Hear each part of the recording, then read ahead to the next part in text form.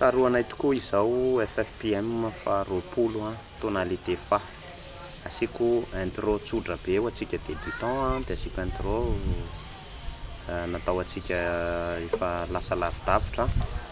dia ohatr'izay ihany koa couplet ray tsotra be dia couplet anankiray ho antsika efa lasa lavidavitra natao antsika rehetra zany ty abonneo ny chaîne YouTube antsika fa misy vidéo ohatr'izao maromaro be ivoaka ato andao ny rythme 1, 2, 3, 4, 5, 6, 6 sur 8 ah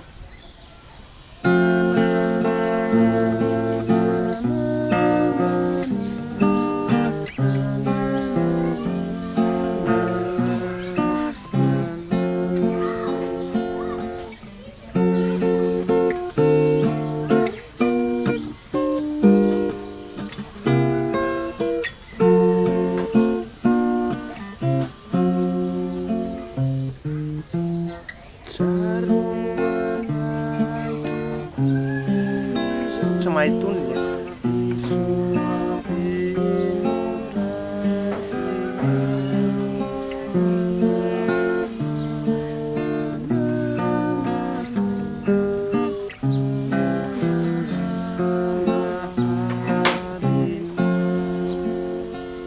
ao antsika lasa lavidavitra kely